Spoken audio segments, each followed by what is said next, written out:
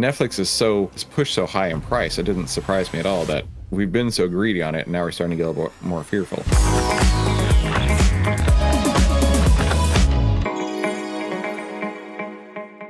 My name is Christopher Yule. I've twice been awarded top 100 people in finance. Let me start that one more time. My name is Christopher Yule. I've twice been awarded top 100 people in finance. I was mentored by 5 of the market wizards, the best traders of all time. I've been successfully trading since 2009, and this is where we save time, make money, and start winning with less risk together as a team. Now let's get into the lesson of the day. So be sure to stick around to see how we rank this out of 10. And of course, subscribe if you haven't done so already. So let's take a look at this. So this is called My Forever Portfolio, 5 stocks to buy and hold forever. Now, I like this channel. I think this guy has a lot of really good information. So I'm curious to see what stocks he would buy and hold forever. This is the Parkev Tavslovian CFA channel. So let's check it out. If I could never sell a stock, that would change my thought process in evaluating stocks to buy. Some of you may already know my 6-step framework for evaluating publicly traded companies. One of those 6 steps is valuation. And if I can never sell a stock, valuation would become less important, and my other 5 factors would become more important. And I'll explain more of that during the video, why that's the case. Now, when I mean I could never sell a stock, I mean that if I buy these 5 stocks, I would have to hold them forever and then pass them down to my children, and they have to pass them down to their children, meaning these are forever stocks. So I don't know how beneficial that is, right? If you buy a stock that you never sell and then you pass it on to your children and they can never sell, right? It's what benefit is there really, right? It's paper assets at that point. It's only once you sell that you got money in the bank, right? Like having like Warren Buffett, for example, he will buy a stock and hold it for 50 years, and that compounds on his balance sheet. But do you as a retail investor actually think that you can sit on a stock for 50 years and then never ever sell it? Like, what good does that actually do to you? I mean, are you sophisticated enough investor, and not most people are, to go out and take loans against those investments, right? Like Elon Musk's, Jeff Bezos, right? These ultra wealthy individuals, they go out and they actually can take loans and use stock as collateral. And maybe that's what he's going to get at here. I don't know. But most people, they're not going to have that money until they sell, right? It's like buying a house that you pass down for generations, right? The house may go up in value, but how does that actually benefit you other than keeping a roof over your head, other than having a number in the broker account, right? How does that actually benefit you until you actually sell? So I don't know. I don't know where he's going with this, but that was my first thought. equation changes on what I'm thinking about when I'm purchasing stocks. Stocks that I feel can stand the test of time become ranked higher in my list of stocks that I would want to own in that scenario, in that environment. So without further ado, let's take a look at the 5 stocks I would buy if I could never sell a single share. Oh, I don't know. I like where he's going with this. I understand the premise of it. It's like, what stock would I buy forever because I believe it's going to go up in value forever? I get that. But my mind is, what stock can I buy that will go up in value that I can sell and then use to buy another stock that's going to go up in value and then sell, right? Investor versus trader, I guess that's the difference. But I just don't see the point of buying a stock and then never selling it. Let's take a look. I want to thank the Motley Fool for sponsoring this video. Visit fool.com. Netflix. And when I highlighted that valuation becomes less. Okay, first stock, Netflix. And while he goes through those, let's jump into the charts of these in FLX. God, it's been ages since I've looked at Netflix. So Netflix, I mean, of course, Netflix is one of those where it's, before it was the Magnificent Seven, it was FANG, and Netflix was one of those stocks that never went down. So I get that. But on the other end of it, it's like, how much room does it have to go? Right? We've gone from 300 a share to 875 a share, right? How many people are left out there who don't already own Netflix, right? How extended is Netflix? In fact, let's go into OVTLYR. Let's take a couple of looks on this real quick. That'll help us determine what the fear and greed is with this, right? In fact, while that loads up, Uncle Warren once said, "Be fearful when others are greedy, and greedy when others are fearful." And so, I don't know, for me, looking at Netflix, all-time highs are exceptionally bullish. I agree with that. But also at some point you've run out of buyers and all that's left are sellers. So let's take a look at Netflix here in Outlier. And I mean, the greed score is like off the chart right here. So it goes from 0 to 50. And if you look over on the left-hand side, it actually shows you that score. Not long ago, it hit 40, right? So it's 80% as high as it could possibly go on the greed scale. And it's heading down pretty quickly towards the fear direction. So yeah, just something to keep in mind. But like I say, Netflix is pushed so high in price. It didn't surprise me at all that we've been so greedy on it, and now we're starting to get a little more fearful. But from a longer term perspective, I want to see what he has to say. It's important. This is a prime example of that case. Right now, my intrinsic value per share for Netflix is $826, and the market price is $876. So Netflix stock right now, I feel, is relatively fairly valued. I don't feel this stock is significantly undervalued. But that becomes less important if I'm evaluating a holding period that can be as long as 100 years. And the reason why Netflix would be in my list of 5 stocks I would buy if I needed to hold them forever is because I feel Netflix has won the streaming wars and will continue to hold the lead in streaming content. Netflix demonstrated superiority in this metric over the previous decade, and over the last 5 years or so, ever since competition increased, Netflix demonstrated that it can withstand competition. So not only did Netflix demonstrate and pioneer an entire industry, it's also demonstrated to me that it can withstand competition, and its process of deciding which content to make, how to make that content, and making that content at a low enough price to generate profitability for the business and cash flow for the business has proven that they have the right way to go about this streaming business, while others are still struggling to find that right way to go about the streaming business. Its main competitor, the one that's in second place, is Disney Plus, and Disney is struggling to decide how to transition to this new world of streaming content. So in the longer term, streaming content will be the vast majority of the way people view content. Cable and satellite subscriptions, I think, will be a thing of the past. And so as the whole planet shifts to streaming, I would want to own the streaming leader, the streaming pioneer. So that's why I have Netflix up here as one of the top 5 stocks. The next stock I would want to own, if I could only own 5, is Amazon. All right. Now, I give most of my money to Amazon by way of my wife every single day. So let's see what Amazon's doing. Amazon, again, one of those that's been on a huge run seemingly forever. I mean, has it really ever gone down? You can look during 2021, it had a bit of a sell off, but ever since that point, it's been like at a 45-degree angle going upward, right? Now, if we're looking at it on a short-term basis, couple headwinds here. You've got this order block that was built. Now, an order block are large institutional orders waiting to get filled. And you can see these as support and resistance lines on the chart. In fact, here's a great example, right? This order block built in October, price came up, price came back down, bounced right off of it, and then rocket shipped, right? This is your rocket ship emoji right here when it bounced off of this order block.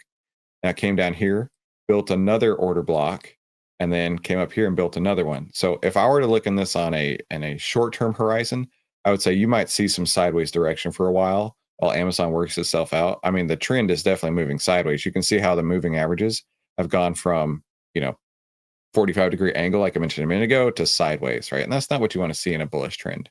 But he's looking for a more longer term. So let's take a look at that. And for similar reasons why. And actually, let's jump into Outlier real quick. I always love to check the fear and greed index on these to see if investors are getting more fearful or more greedy on these particular stocks.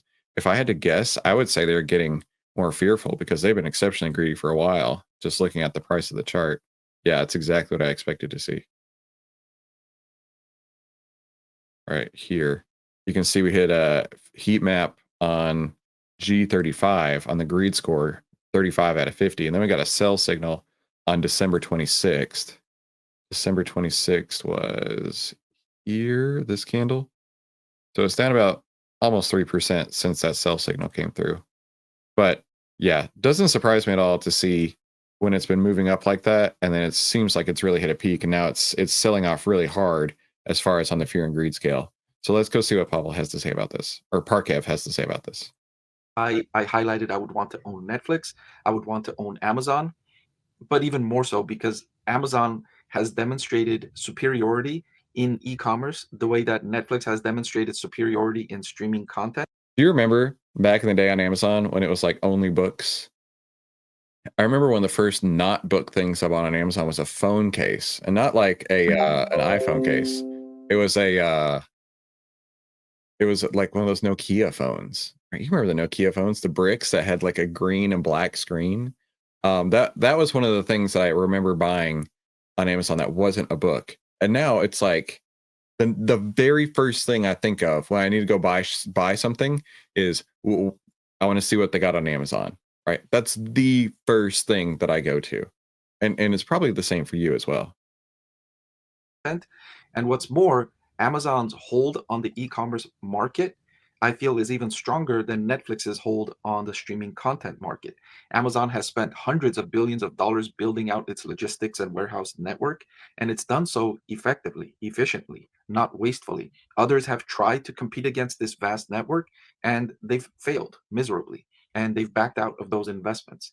Longer term, Amazon will continue to regain or retain a significant market share in the e-commerce market, and the e-commerce market overall will continue to grow for decades and decades and decades and continue to take share away from in-person shopping, which has become incredibly inefficient and at the same time more expensive. And so consumers love convenience. Amazon offers significant convenience, and it's demonstrated excellent management, and for those reasons I would hold Amazon forever if that was my required holding period. The next stock I will own if I had to own them forever is Visa. All right, let's take a look at Visa. So Visa, again, another one that you zoom out on the chart, and it's gone up so much. Little bit of a sell-off coming through here. You can see price really peaked. In fact, let's go to the outlier data on Visa real quick while he's doing that. Actually, I'm actually now curious. What are the analyst ratings on Visa? We can look at that over here. Buy, from buy to neutral. Well, the most recent one in September had a price target of 319. It's currently at 311 right now. So that price target was pretty on point, actually. Look at this fear and greed, right? Got up to 45. That's the highest we've seen today. Nearly 100% of the greed that it could possibly be. And then it sold off really, really hard this direction, right? So it's got a sell signal on December 2nd here. And it hasn't sold down too much in price, but the fear has risen dramatically, right? If you could have only fear and only greed, right, the greed has dropped off tremendously where the fear is starting to replace it. So that one concerns me as well. All of these concern me in the fact that while they are great names, short-term wise, and I know that he's talking long-term, short-term wise, they all seem to be hitting short-term peaks. It should definitely be cautious getting into it at this point. Visa has spent decades developing its network, and Visa and MasterCard dominate this payment services network. It's likely to continue growing for decades and decades. It will generate a percentage of every transaction as revenue. And so inflation, I expect, will continue to be a persistent phenomenon. That's a great point. Inflation's really good for Visa, right? Because they can take a portion of every single transaction that comes through. So inflation's great for them. Phenomenon throughout human history because governments are always incentivized to create inflation. And so Visa is a company that benefits directly from inflation because it takes a percentage of every transaction. And so if you're spending more money nominally, Visa is generating. You know what? That's probably the best one that I've come across, right? Everybody's going to need to, I mean, for Netflix to work, for Amazon to work, most likely you're going to be using it with a Visa. And if Netflix raises prices and Amazon raises prices, Visa is the one who can benefit from both of those. So of these three so far, I completely see where he's going on this one. Generating more revenue.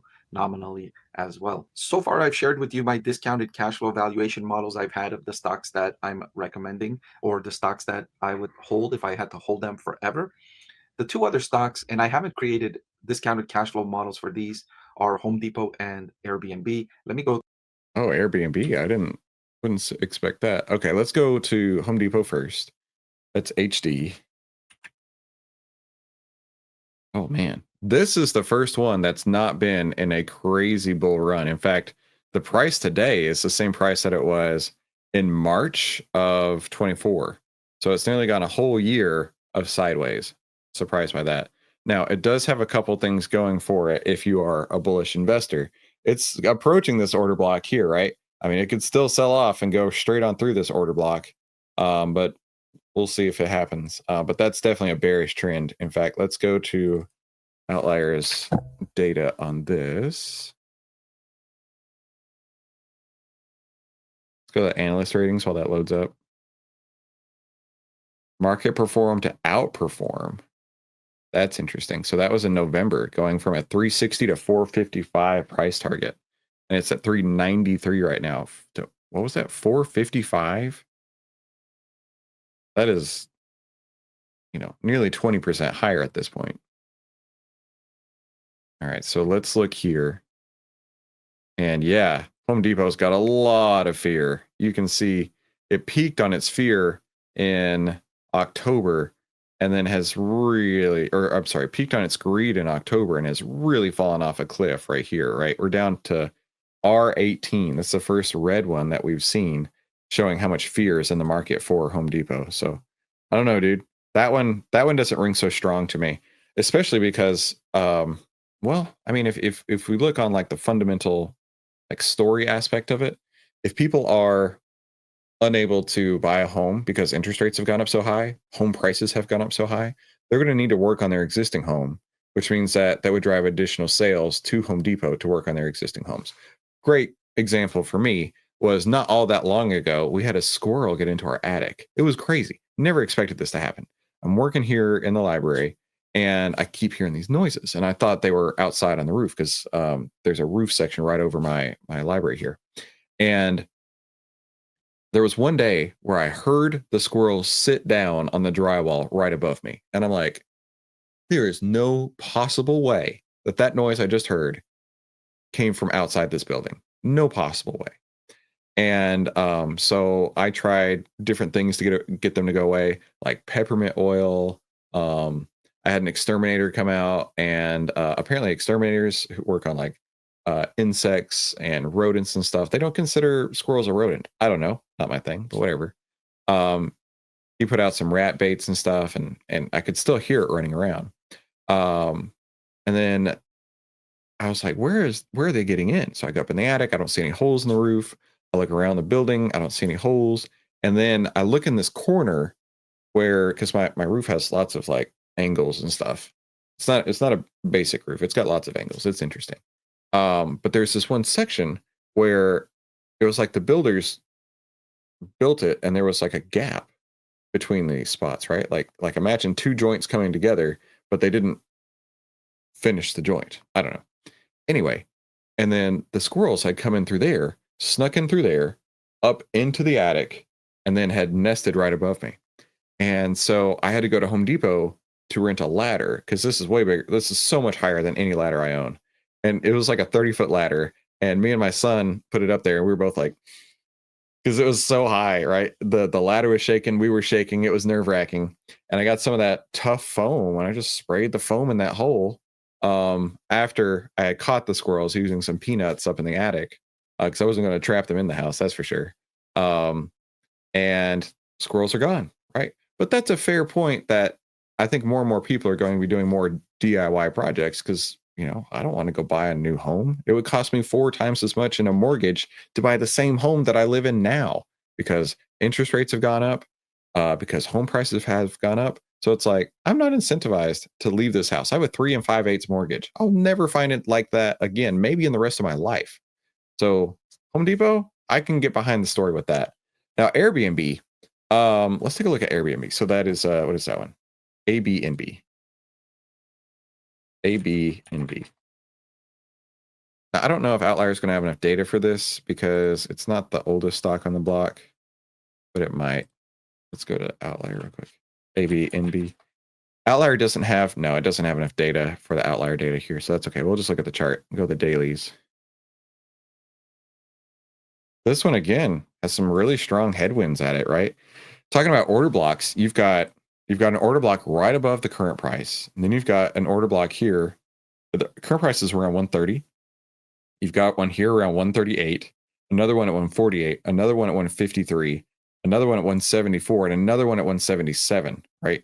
So there's a lot of overhead resistance on Airbnb. So as a short-term trader, I wouldn't trade this up or down. Currently, the trend is sideways. As you can see, the moving averages have turned. In fact, the crossovers have happened. So this is technically a bearish trend at this point. But this is not one I personally take on. So I'm curious to see what he has to say on Airbnb, because for Thanksgiving we just went to Broken Bow, Oklahoma. We rented this practically a mansion that had many bedrooms for all of our family to stay in, and I mean, it was wonderful. It was way out in the woods. It had all these great amenities with it, and I was like, man, this is the life. I can get on with this. But it wasn't cheap. It's like $1,000 or $1,200. How much was it? 4 days cost us 10 grand. So $2,500 a day. Yeah. So it's not cheap, right? It's not cheap at all to get into something like that. Whereas you go to a hotel, and we've all heard the stories, right? It's like, why do I want to pay more to go to an Airbnb, and then I have to do all the chores when I can just roll up into a hotel, stay the night, and then bounce? So there's two different sides to that story. But we had a great experience, even though I still had to do the dishes, still had to sweep the floors and all that stuff before we left. Created discounted cash flow models for these are Home Depot and Airbnb. Let me go through them one at a time. Home Depot, the home improvement market in the United States and Canada is approaching $1 trillion annually in spending. It's a massive market. What's more, Home Depot has defended itself against online players like Amazon, who have captured and retaken a significant share of the brick and mortar shopping. Home Depot is an exception to this rule, one of the very few exceptions to this rule. It's maintained revenue growth near 10% for the previous decade, even as Amazon has absorbed so much of the share of in-person shopping. Home Depot has still managed close to double-digit revenue growth, and with operating profit margins in the mid double digits between. And the reason that I went there to Home Depot to rent that ladder was like the Lowe's that I live close to didn't have tool rentals, or didn't have ladder rentals. And this ladder I rented, I had it for less than an hour. It cost me $32 all in. Like, what a deal. Because that same ladder is like $350. So that is a real service that Home Depot provides that, I mean, if you need to rent a tool and you don't want to spend 10 times as much and you only need it for an hour, that's a huge market. I can imagine a ton of people taking advantage of that. Between 15 and 18%. That's remarkable for a brick and mortar business.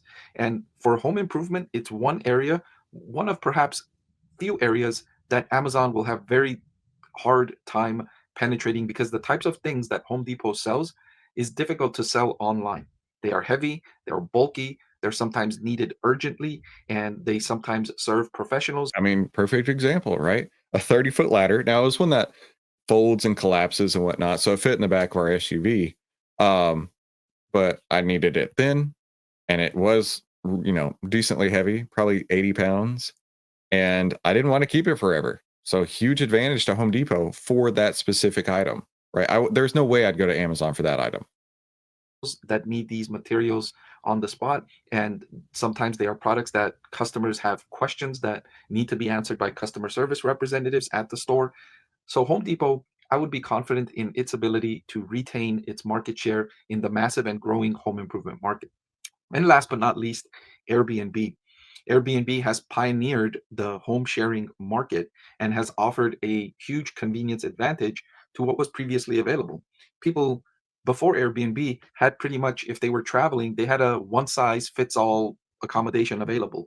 You had hotel rooms that were one size, one room. Your choice was either one bed or two beds, and there was very little choice beyond that. It was very standard. Good point. My family and I last summer, we went to Scotland for 5 days and Ireland for 5 days. Not trying to flex, just trying to give you some perspective. And we have 2 adults and 2 children. And here in America, you can get, 2-bedroom rooms pretty much everywhere, right? Every hotel you go to has, 2-bed rooms. There in Scotland and Ireland, we wanted to stay in castle hotels. Like that was what we really wanted to do. And that didn't exist. What I'm telling you, it was not an option for 2-bedroom rooms. It was, here's a room, here's another room. And I'm like, I don't want to pay for 2 rooms. And I'm certainly not letting my kids go in a foreign country to their own room. And so our compromise was we have to buy the most baller suite in every castle, which was pretty baller. I got to say, we had the most baller suite in every castle. And what they would do is we had the nice, fancy bed. And then my kids had their own rollaway beds that they provided. But that would have been really nice, for accommodating wise, to be able to have that flexibility, like with Airbnb, to pick out more options. But then again, I mean, if you're going to a castle, you only got so many rooms that you can work with, right? So neat experience. But I will say that traveling as a family, like I mentioned earlier, renting that mansion in Broken Bow, going to these castles, I absolutely see the convenience of that. But here in America, having the 2-bedroom hotel rooms where you can just pop in, do your thing, pop out. Honestly, most of the time, unless you're going for the experience, that's probably the way to go, right? I'm not going to go rent an Airbnb in San Antonio just for a couple nights because we're doing stuff in San Antonio, right? I'd rather just get that hotel room and then bounce out. So let me know in the comments what you think. Standardized. But when people travel, their needs are not standardized. They have business cases where they're traveling for business by themselves, which a hotel makes sense. Sometimes they're traveling with family, and at those times, maybe they want different accommodations other than just a single room.